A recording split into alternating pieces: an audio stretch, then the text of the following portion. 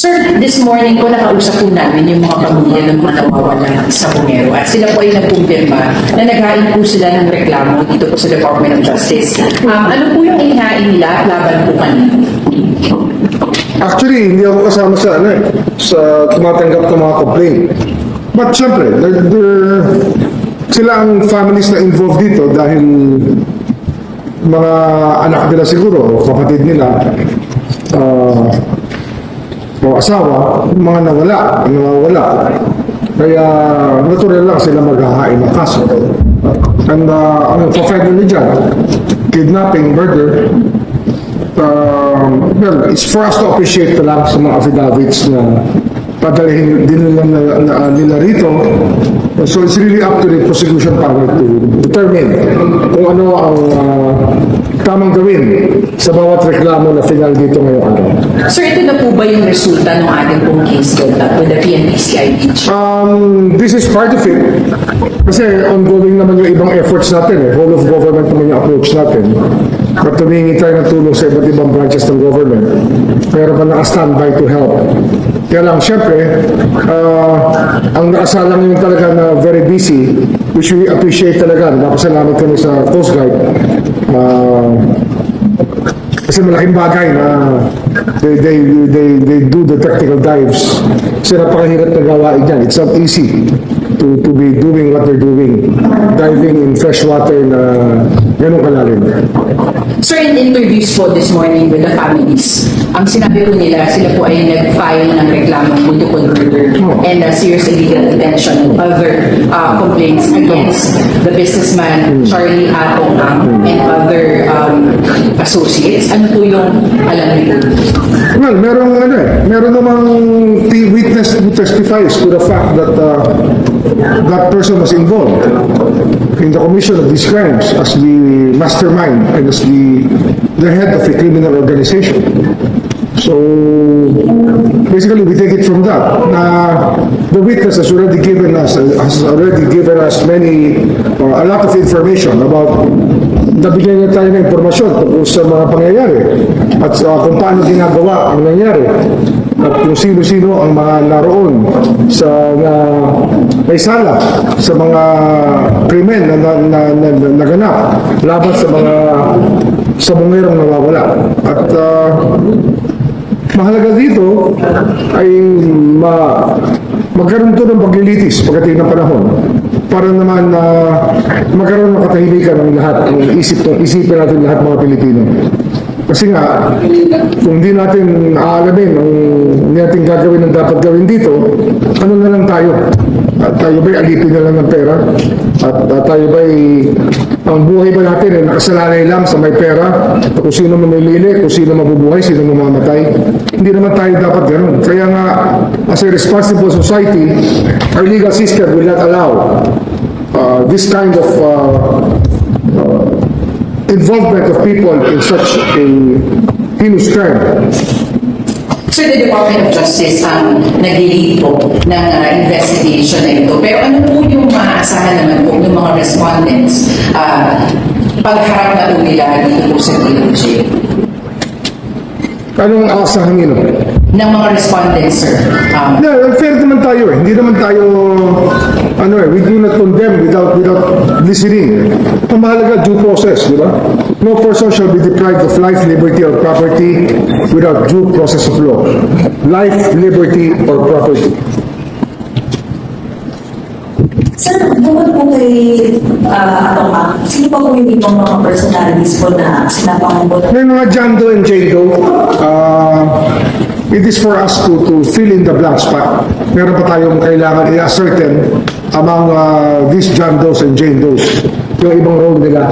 Kaya lang, it's just right that the Department of Justice probably starts sifting through the statements made by the witnesses and the complainants on kung ano talaga ang dapat mangyari dito. Kaya mahaba proseso to. Sabi ko nga, katulad nung ginagawa ngayon ng technical dives para i-recover yung mga remains, as pointed out by Dondon or Totoy, ay kailangan talaga matyaga lang tayo dito. Proseso to. So it will take a long time. Hindi to overnight. Kasi may mga tao gusto, may DNA test na ba? Meron na bang ganito? Meron na bang ganyan? Hindi po, mahabang proseso po ito. Tsatsagain natin to hanggang matapos sila. Pero sir, dito po sa complaint po na pinala ng mga pamilya, kasama na po dito yung pinagbase na po yung affidavit po mismo ni Julie Dondon Patidongan. Siyempre, yun ang mabigat na statement talaga ng nakakaalam eh. Minsan na kasi magkaroon tayo ng witness na highly placed. Highly placed, ano pa tawag dito? Anong terms natin dito? Embedded sa criminal organization. So, very rare to. I think it's the first time in Philippine history that we have something like this. Na meron talagang whistleblower sa acts ng isang criminal organization. And I think that we should appreciate the fact that he's coming out bravely to do this. Napakahalaga na kanyang magtulong sa atin dito. Sir, balikan ko lang po. Doon po sa investigation natin at doon po sa mga reklamo po na ihain, ano po specifically yung mga naging partisipasyon nito nga po si Mr. Ram? Siya yung ano niya eh. Siya ang may-ari siya ang main player sa Isabong eh. Siya ang main player dyan, siya ang amo ni Totoy or Dondon. Pero niya pinababayad para sa trabaho na ginagawa ng mga kontraktor na pulis. Kaya ang mahalaga talaga dito ay malitis to. Trial talaga ang mahalaga dito. Magkaroon na ng trial to on the merits. Kasi nga, kahit sa kasaysayan ng ibang bansa, pag criminal organization, napakahirap po ipatunayan ang mga krimen na ginawa at ginanap na lalo-lalo na pag pinag-uusapan natin yung number 1 sa organization. Kaya ang mahalaga talaga ay we make the most of the testimony of Don. Sabi ko nga, madalang yung ganito, highly placed source, embedded. Saka talagang malalim ang involvement na lumabas para sabihin ang lahat. Very rare ito. It's an opportunity to ano dito eh, the Philippine justice system is on trial here. Kailangan dito talaga tibayan natin ang ating mga loob at hindi tayo magbabatinag. So ano man na pwede nilang gawing hamon dito. Kagaya niyan, maraming gustong guluhin na storya, maraming gustong ibahin ang narrative. Pero hindi po eh. Malinaw po yan sa Department of Justice ngayon. Kasi nga, the witness came forward on his own volition. At kinausap natin na maayos. At ang impormasyon niya ay talagang considered highly reliable. Pwedeng paniwalaan talaga ang kanyang mga sinasabi.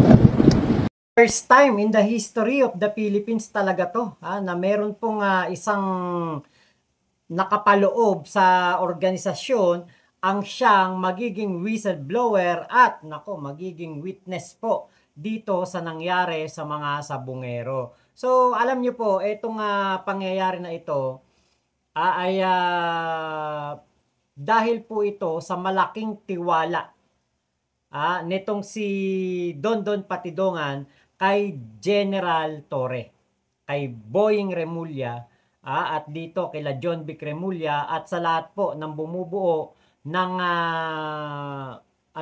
ng pag-iimbestiga patungkol sa mga sabungero. At ang isa sa mga talagang kumbaga naging dahilan dito po sa paglabas ni alias Totoy ay walang iba kung hindi dahil sa ating Pangulong Bongbong Marcos. Kasi tingin ko kung ang naging presidente, let's say ang presidente ngayon, si Sara, si Bato, si Bongo, di ba yan yung mga matunog na kakandidato noong 2022 election.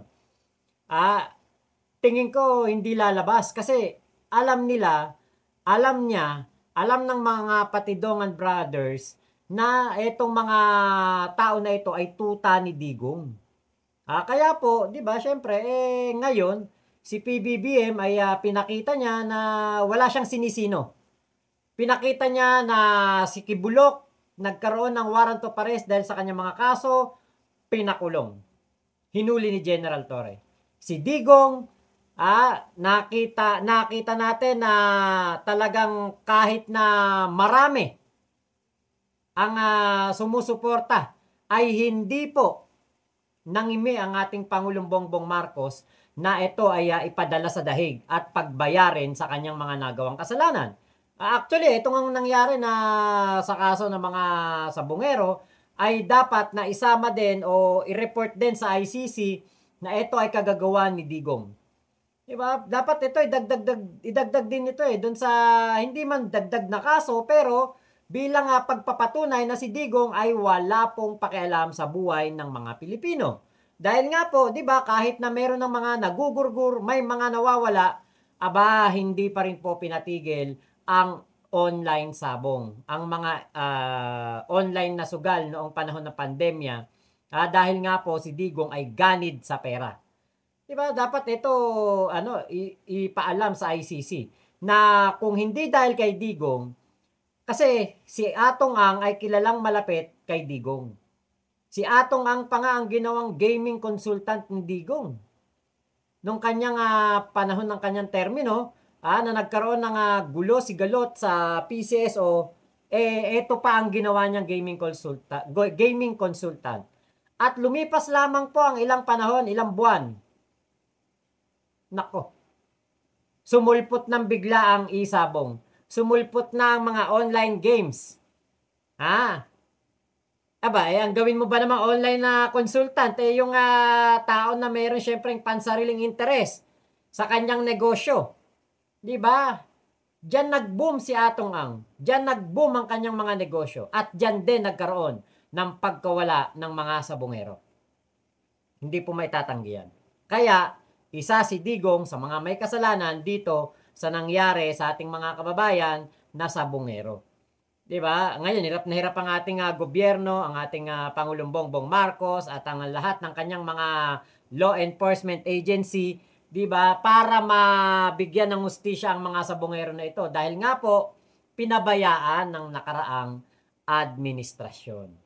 Diba? Kaya po, walang ibang dapat dito din na pasalamatan at bigyang pugay kung hindi ang ating Pangulong Bongbong Marcos, General Torre, pati ang ating DOJ Secretary Boying Remulla, si John Vic Remulla, at ang lahat po, pati mga taga-CIDG, NBI, SOCO, lahat, Navy, Coast Guard, lahat po ng kumikilos para mabigyan ng hustisya ang ating mga kababayan. Sila po ang dapat nabigyan pugay dito.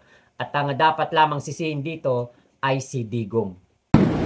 Sir Jones po from PNC. Sir, si Elaine Panginoon po yung topic dito. Siya po ba yung sinasabi ko before na maging witness ng... Yes, sure. Dalawa yan. Yung isang kapatid, andun din. Puno may conviction na yung kapatid. Kaya nga nagtatago sa batas dati yan. Si Elaine naman was given documents to travel by the principal. Ginamit sa pag-alis niya sa bansa. At ang reliability niya ng kanyang testimony is foolproof in many ways because his picture appears in the return of the cyber warrant granted by the court na sa isang ATM withdrawal na ATM ng isang missing sabongero. Kaya ang tingin namin ay talagang reliable rin talaga. It also proves that Totoy or Dondon was saying the right thing. Totoo yung sinasabi niya. At ano yan, mas mabigat pa dyan, na-witness siya rin ang patay. Sir, sabi po ng legal counsel. 10 tao yung na-witness siya patay. 10. Sir, na-witness hindi siya yung mismo... Ang tingin ko, witness siya. Witness siya. Pero, just the same. Alam mo yan, we want to get as much information as we can. At sabi ko nga, hindi madaling maglitis ng ganitong kaso at kailangan talaga likuhin mo talaga yung ebidensyang pwede. At ito yung isang pagkakataon na talagang mabigat ang mga paratang kasi mabigat ang kwento ng taong naroon sa paggaganap ng krimen. Dinaganap yung krimen sa harap niya. At marahil, kasama siya roon. Kasama siya. Pero yun ang ating nakuhang testigo, kaya talagang mapasalamat din kami na merong hong nakikiisa sa ating gobyerno para sa bagay na ito. Sir, kasama na po ba yung statement ni Elakim Paridongan dun po sa reklamo kanina? Kasama raw, kasama. Hindi kasi ako kasama sa sa prosecution panel, hindi naman ako kasama dyan. Ang naging trabaho ko rito is to coordinate everything together with the PNP Chief Torre, who started this way back in March, I think. Parang March kami nagsimula dito. Kasama na rin po ba siya dun po sa inireklamo? Siya at si Jose Paridongan?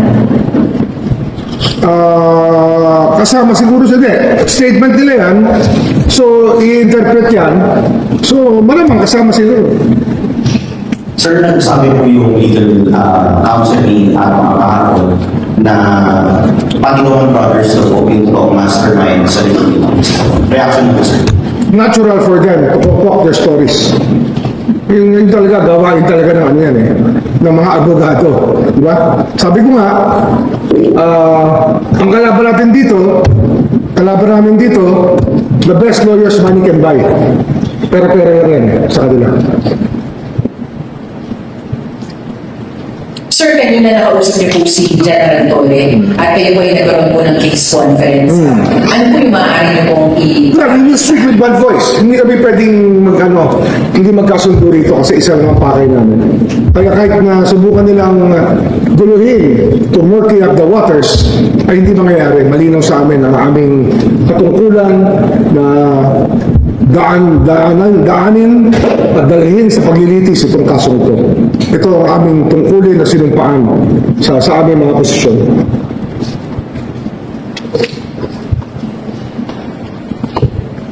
Sir, much po na 25. Sir, yung sinasabi po ng PNP kahapon na wala namang complaint dun sa mga... Kaya yun, sabi ko nga isa process Porque ba sa unang buto, wala ilang daang buto na ba nakukuha? Hindi pa it's premature to say anything of that nature. They will not talk again. Hindi na sila magsasalita tungkol dyan. Sir, advice po natin or message sa families, baka kasi medyo na-discourage na. Hindi, matagal ko na sinasabi sa mga pamilya at hindi ko bibitawan itong kasong ito. 3 years ago, ito na sinabi ko sa kanila. Talagang dumating nung talaga ang pagkakataon na mahilog na ang lahat para litisin ang kasong ito.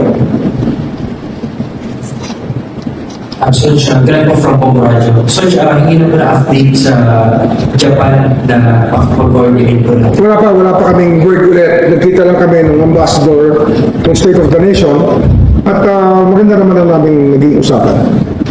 Kasama po dito yung paghingi natin ng tulong tungkol sa DNA testing. Oo, pati yun. Kasi kailangan natin ng iba pang advanced techniques pa. Siyempre, ano naman tayo, minsan behind talaga tayo sa ganyan techniques So we're going through all the help that we can use all the help that will be given to us.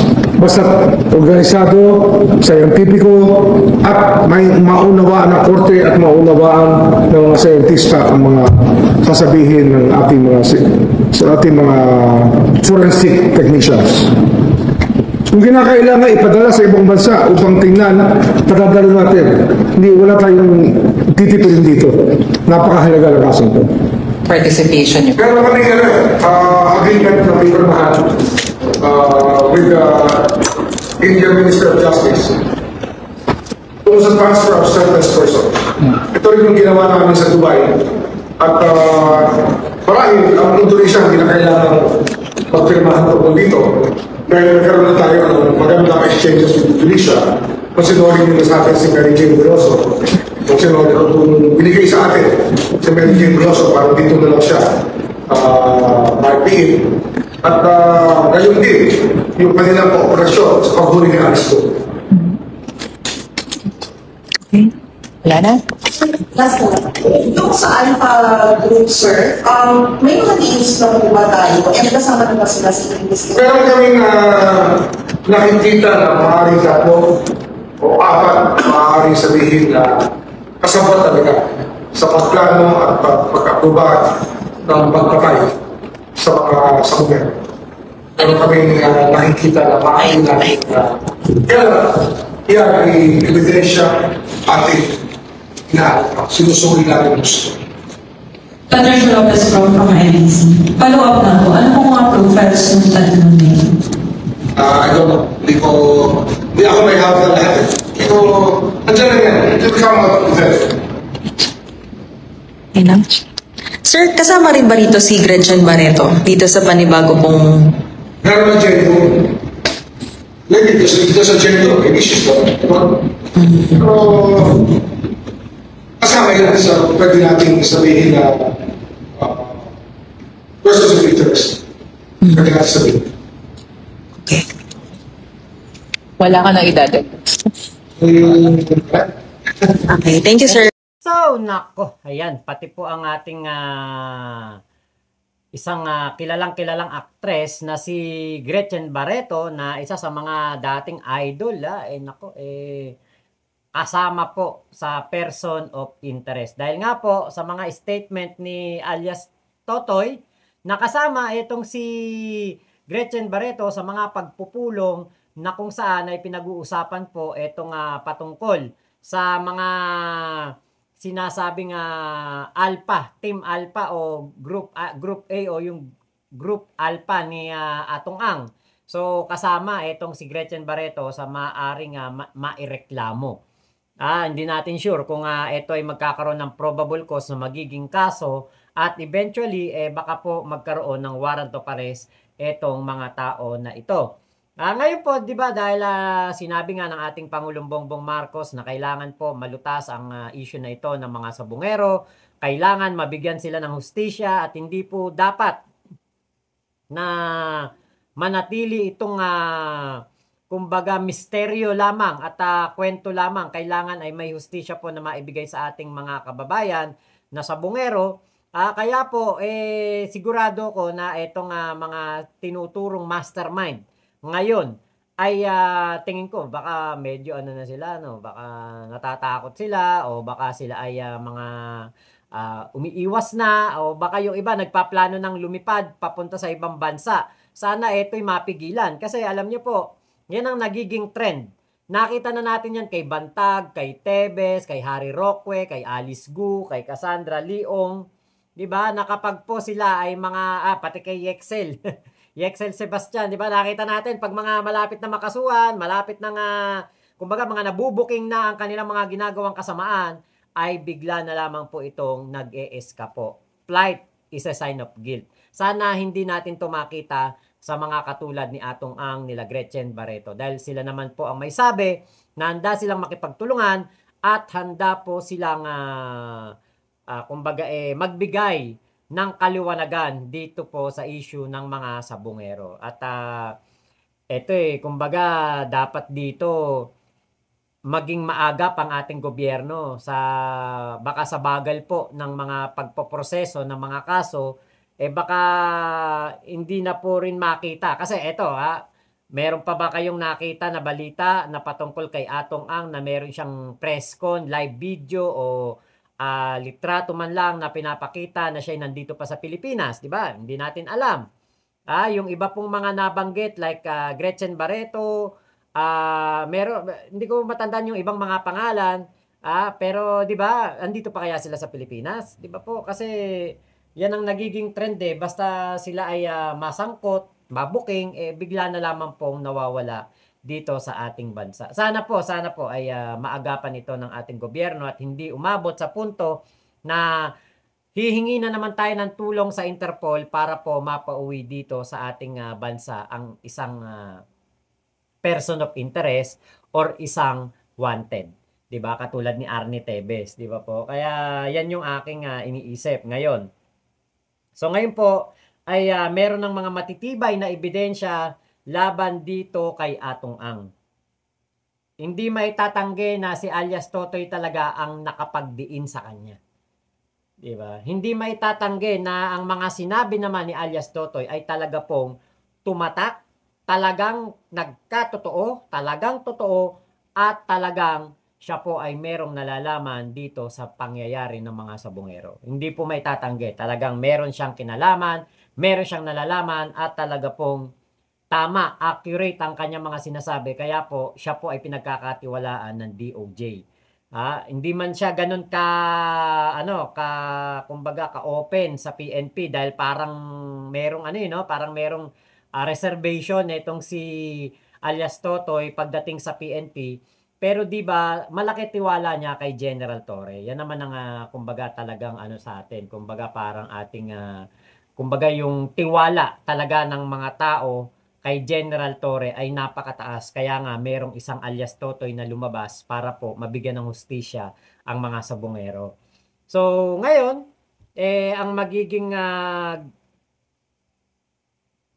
sagot dito ni Atong ang siyang ating aabangan. Ang tanong, sasagot pa kaya siya?